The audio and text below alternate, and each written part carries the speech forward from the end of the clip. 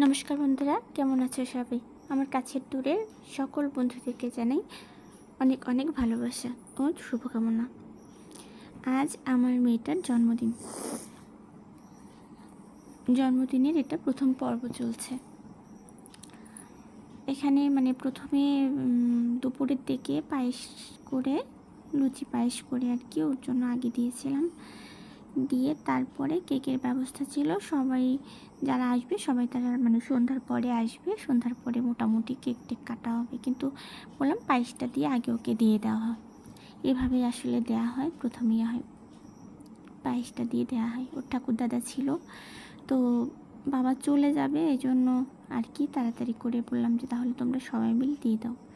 প্রথমে আমার শ্বশুর আশীর্বাদ করলো, তারপরে একে একে সবাই আশীর্বাদ করবে।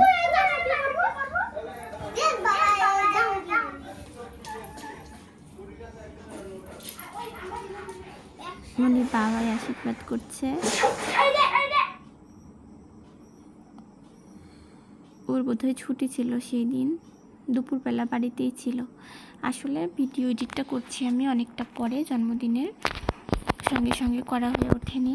আসলে এডিট করার পরে ভয়েস দেওয়া এগুলো একটু দেরি হয়ে যায়, আস্তে আস্তে পরে অনেকটা সময় পার হয়ে যায়। তো আমার ভাসুরের ছেলেও বসে পড়েছে, ও ছোট। ওদের দুজনের জন্মদিনেই এমন হয়, যার জন্মদিনই হোক দুজন একসঙ্গে বসে পড়ে এবং দুজনকেই সমান সমান করে আশীর্বাদে যে টাকায় দেওয়া হোক সমান সমান করেই দেওয়া হবে। পরে আমার যা ভাসুর সবাই একে একে আশীর্বাদ দিল। আশীর্বাদে সবাই আমার মেয়েটা খুব এক্সাইটেড ছিল যে এখন অনুষ্ঠান এখন হয়ে যাচ্ছে, আমার জন্মদিনে আর কেউ আসবে না, আর কেউ দেবে না।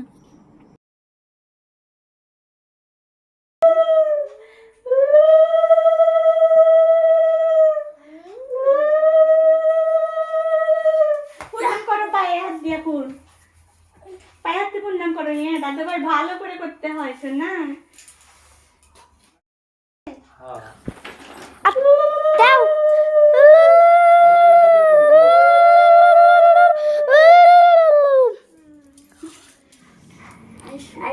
এতক্ষণ আমার ভাসুরের ছেলে ওকে আশীর্বাদ দিচ্ছিল, দিয়ে মানুষের মধ্যে আমি বললাম যে একটু উলু দাও দেখি পারো কি না। দেখো উলু দিচ্ছিল ছোটো মানুষ, এদিকেও আবার মনিটিকে আশীর্বাদও করলো।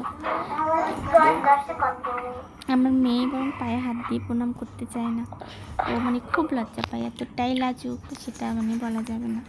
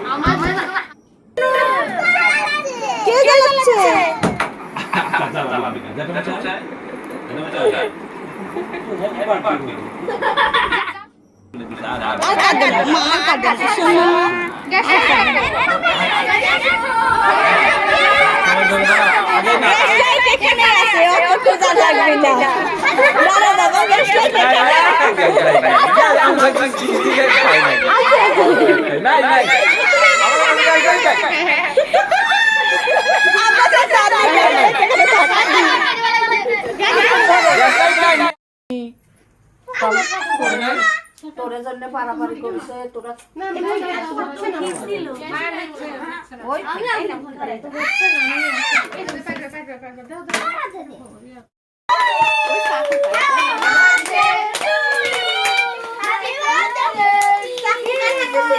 হ্যাপি বার্থডে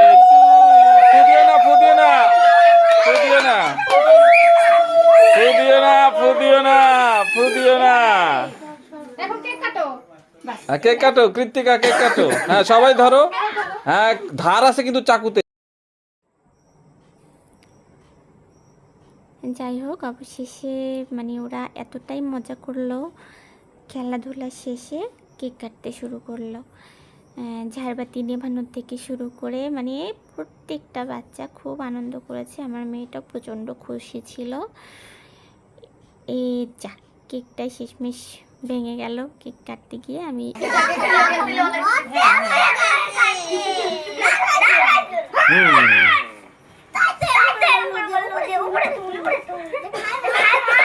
খাও খাও খাও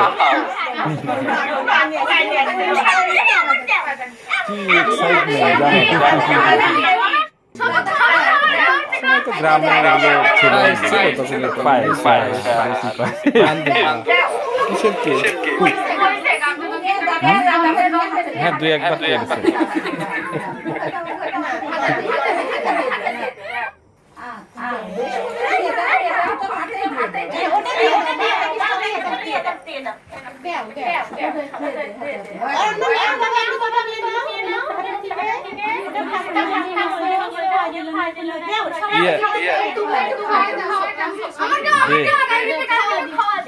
তোমরা একটু খাওয়া দাও।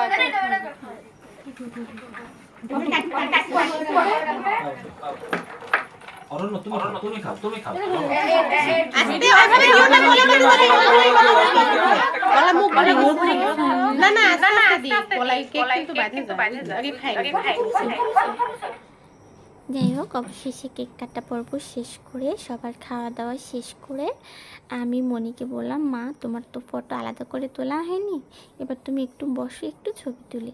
আলাদা করে কোনো ছবি তোলা ছিল না।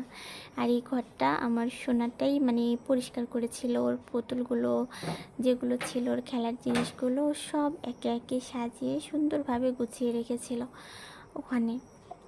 পরে আমি ধীরে ধীরে আর কি সবটা করি, ওই পাশের ঘরে কাজ করি।